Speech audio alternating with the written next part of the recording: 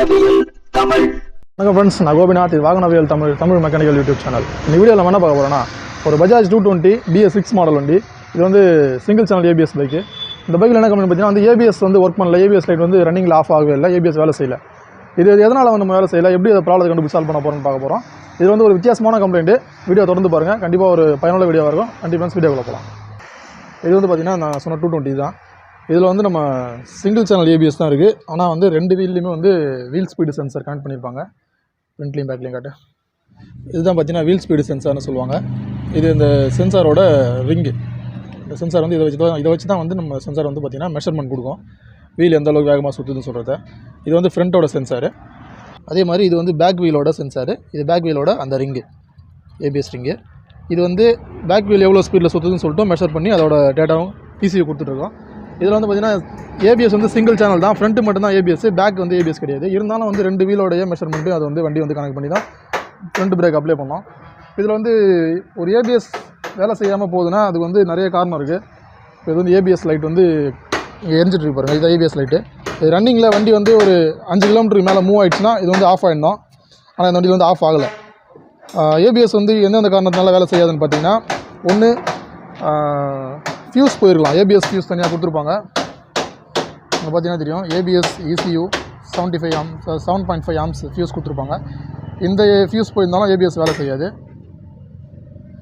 அதுக்கடுத்து பார்த்திங்கன்னா wheel speed sensor ஏதாவது ப்ராப்ளம் இருந்தாலும் ஏபிஎஸ் வந்து வேலை செய்யாது.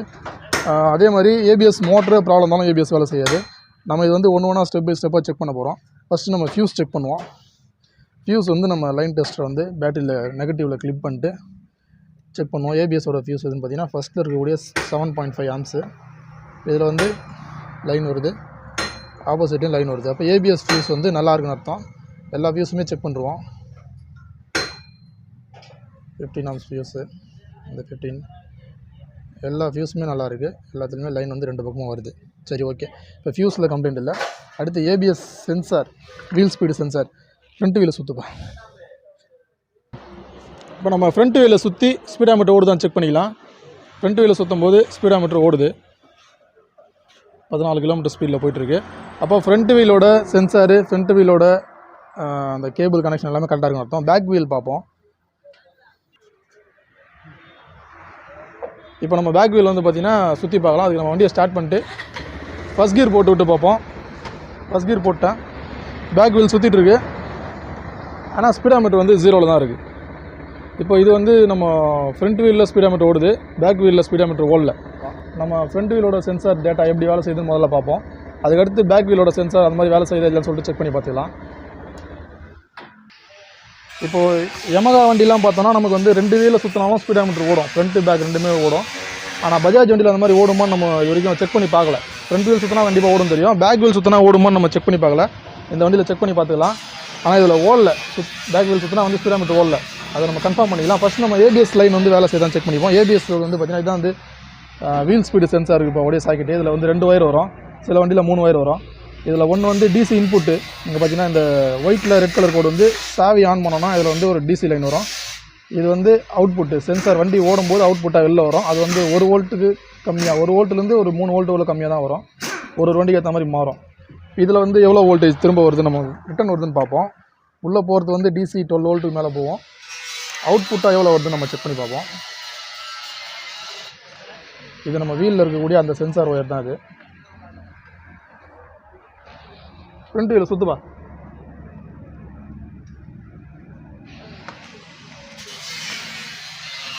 ஃப்ரண்ட் வீலை சுற்று. இப்போ இதில் வந்து நார்மலாக பார்த்தீங்கன்னா முதல்ல சுத்தாமல் நிறுத்தினா எவ்வளோ வோல்டேஜ் இருக்குது, 54 வோல்ட் இருக்குது, 0.54 வோல்ட் இருக்குது. வீலை சுற்றும்போது அந்த வோல்டேஜ் வந்து மாறுது, 4, 4, 1 அந்த மாதிரி தொடர்ந்து மாறிட்டே இருக்குது. 39 மாறிட்டே இருக்குது. வீலை நிறுத்தும்போது 27ல் நிற்கிது. அதாவது சென்சார் வந்து வேலை செய்யுது, மாற்றி வோல்டேஜ் காட்டிச்சுனால கரெக்டாக வேலை செய்யுதுன்னு அர்த்தம். இப்போ நம்ம பேக் சென்சாரை செக் பண்ணுவோம். இப்போ நம்ம பேக் வீலோட சென்சாருக்கு டிசி வருதுன்னு பார்ப்போம். பேக் வீலோட சென்சாருக்கு இன்புட் டிசி வருது. அவுட்புட்டில் அதேமாரி நம்ம மல்டிமீட்டரை செக் பண்ணி பார்ப்போம். அவுட்புட்டில் மல்டிமீட்டரோட பாசிட்டிவ் வச்சுட்டு பேக் வீலை சுற்று. இப்போ நார்மலாக பார்த்தீங்கன்னா 0.16 வோல்ட் காட்டுது. வீலை சுற்றும் போது 20, 21, 22, 0.22 அந்த மாதிரி ரீடிங் மாறிட்டு தான் இருக்குது. இதுலேயும் மாறுது. நிறுத்து, பிரேக் அடிச்சு நிறுத்து. 0.21, 23 நிற்கிது. சென்சார் ரெண்டுமே கிட்டத்தட்ட ஒரே மாதிரி தான் வேலை செய்யுது. ஃப்ரண்ட் சென்சாரும் கரெக்டாக ஒரே மாதிரி வேலை செய்யுது, பேக் சென்சாரும் வேலை செய்யுது. ஆனால் வந்து ஏபிஎஸ் லைட் ஆஃப் ஆகலை. இப்போ என்ன தான் கம்ப்ளைண்ட்னு சொல்லிட்டு நம்ம செக் பண்ணி பார்த்தா இப்போ சென்சார் வந்து நல்லா இருக்குன்னு புரிஞ்சிடும். ஃப்ரண்ட் சென்சார் நல்லாயிருக்கு, பேக் சென்சார் நல்லாயிருக்கு. அப்போது ஏன் பேக் வீல் சென்சாரில் வந்து ஸ்பீடாமீட்டர் ஓடல? ஒருவேளை இந்த வண்டியில் ஓடாதா, இல்லை பேக் வீல் சென்சாரில் ஏதாவது ஃபால்ட் இருக்கான்னு சொல்லிட்டு நம்ம பார்க்கலாம். இப்போ இதில் வந்து நம்ம செக் பண்ணி பார்த்ததில் என்ன கம்ப்ளைண்ட்னு பார்த்தீங்கன்னா, இங்கேருந்து காட்டு, பேக் வீல் சென்சாரில் தான் ப்ராப்ளம். அது என்ன ப்ராப்ளம் பார்த்தீங்கன்னா, இந்த வீல் ஏபிஎஸோட வீல் இருக்குது பார்த்தீங்களா, இந்த வீல் வந்து பெண்டு. எங்கேயோ டயர் மாற்றிருக்காங்க கஸ்டமரு. மாட்டும் போது என்ன பண்ணியிருக்காங்கன்னா, இந்த வீலை வந்து சரியாக ஃபிக்ஸ் பண்ணாமல் அதை பெண்ட் ஆக்கியிருக்காங்க. பார்த்தீங்கன்னா தெரியும், தலையாட்டுது பாருங்கள், நல்லா சுற்று வேகமாக. இந்த வீல் வந்து தலையாட்டி ஓடுது பாருங்கள். உள்ளே தான் வந்து இந்த சென்சாரோட டிப் இருக்கும். சென்சாரோட டிப்பு இந்த இடத்துல தான் இருக்கும். புரியுது, போடு ஸ்டார்ட் பண்ணுங்க.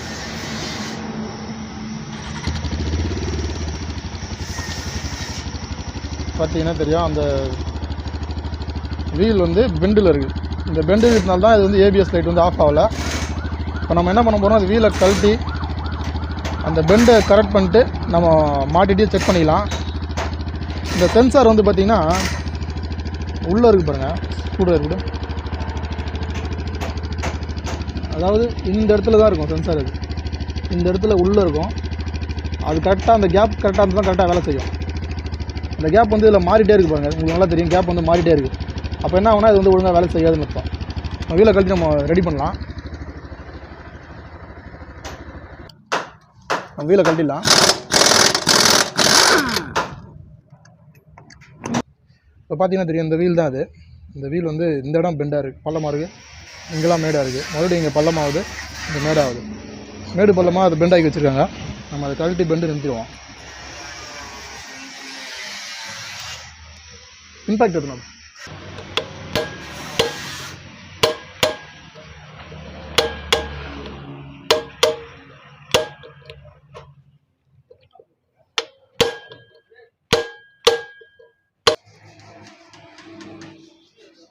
ஓகே, இந்த பெண்டு தான், இந்த வீல் தான் வந்து பெண்டு சுத்தமாக வந்து முறுக்கிட்டு இருக்கு பாருங்க.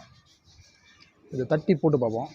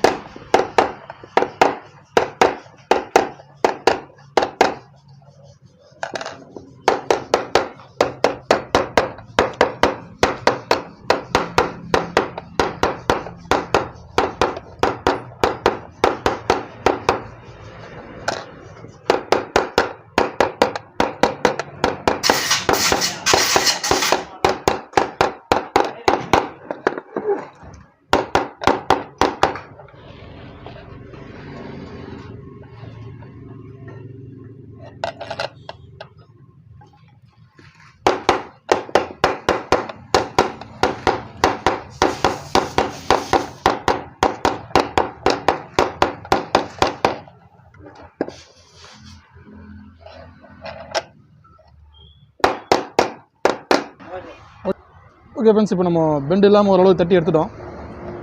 ஈக்குவலாக இருக்குது, எந்த பக்கமும் மேடு பள்ளம் இல்லை. இப்போ நம்ம வண்டியில் மாட்டி செக் பண்ணிடலாம் ஓடுதான்ட்டு.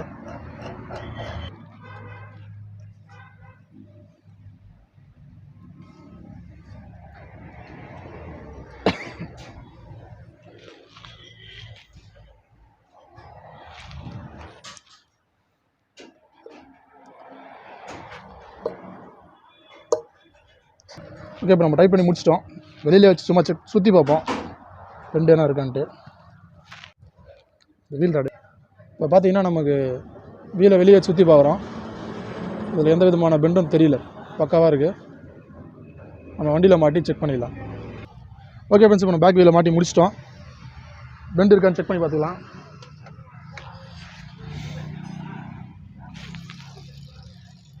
நமக்கு வந்து பார்த்திங்கன்னா அந்தளவுக்கு பெருசாக எதுவும் பெண்டு தெரியல. ஒரு 95% பக்காவாக இருக்குது. ஓகே, இப்போ நம்ம வண்டியை ஸ்டார்ட் பண்ணி 2 வீலும் சுற்றி பார்க்கணும். ஃப்ரெண்ட்ஸ், நம்ம பைக்கை ஸ்டார்ட் பண்ணி செக் பண்ணிக்கலாம்.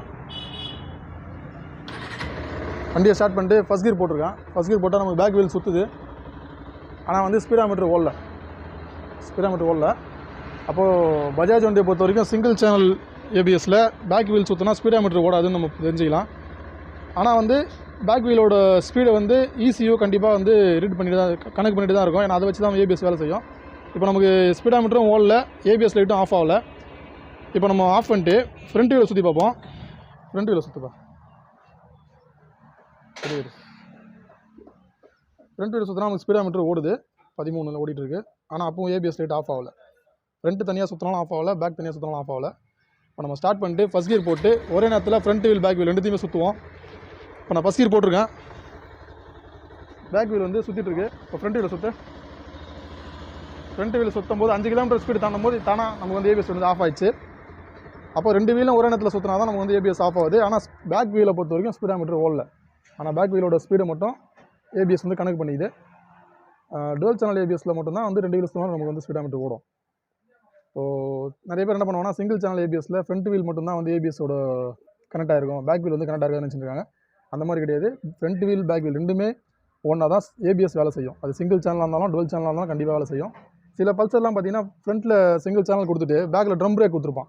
அந்த ட்ரம் பிரேக்குக்கும் நமக்கு வந்து ஏபிஎஸ் சென்சார் கொடுத்துருப்பான். அந்த மாதிரி வண்டிங்களையும் பார்த்தீங்கன்னா நமக்கு பேக் வீல் சுற்றினா தான் ஏபிஎஸ் லைட் வந்து ஆஃப் ஆகும். ஓகே, நம்ம இந்த ப்ராப்ளம் கண்டுபிடிச்சி நம்ம சால்வ் பண்ணிட்டோம். ஓகே ஃப்ரெண்ட்ஸ், ஒரு பல்சர் 220ல் ஏபிஎஸ் லைட் வந்து ஒர்க் ஆகலை. அது எதனால் ஒர்க் ஆகலை பார்த்தீங்கன்னா நம்ம அந்த பேக் வீலில் வரக்கூடிய அந்த ஏபிஎஸ் ரிங்கு, அந்த ரிங்கு பெண்டாக இருந்ததுனால அது ஒர்க் ஆகலை. அந்த ரிங்கு ஏன் பெண்ட் ஆகுதுன்னு பார்த்தீங்கன்னா எங்கேயாவது பஞ்சர் ஓட்டும் போது, வீலை கட்டி மாட்டும் போதோ இல்லை டயர் மாற்றும் போதோ வந்து என்ன பண்ணுவாங்கன்னா அந்த ஸ்க்ரூ ட்ரைவர் போட்டு நம்பி டயரை மாட்டுவாங்க. அப்போ என்ன பண்ணுவாங்க, அந்த வீலை வந்து பெண்ட் ஆக்கி விட்ருவாங்க. அந்த மாதிரி நம்ம வீலை கட்டி மாட்டும் போது கேர்ஃபுல்லாக மாட்டணும். அந்த வீல் வந்து எந்த காரணம் கொண்டு டூல்ஸ் எதுவும் படாத மாதிரி பெண்ட் ஆகாத மாதிரி கரெக்டாக மாட்டணும். அப்படி பெண்ட் ஆகிடுச்சா அந்த மாதிரி கம்ப்ளைண்ட்லாம் வரும். இது சிம்பிள் கம்ப்ளைண்ட் தான், ஆனால் பெரிய ப்ராப்ளம் மாதிரி காட்டணும் நமக்கு. கண்டிப்பாக நம்ம வீடியோ உங்களுக்கு பயனுள்ளதாக இருக்கும்னு நினைக்கிறேன். நம்ம வீடியோ பிடிச்சா லைக் பண்ணி, வீடியோ சந்தேகம் குறைகள் தவறுதான் கமெண்ட்டில் சொல்லுங்கள். நம்ம சேனல் பிடிச்சா சப்ஸ்கிரைப் பண்ணி சப்போர்ட் பண்ணுங்கள். Thank you friends.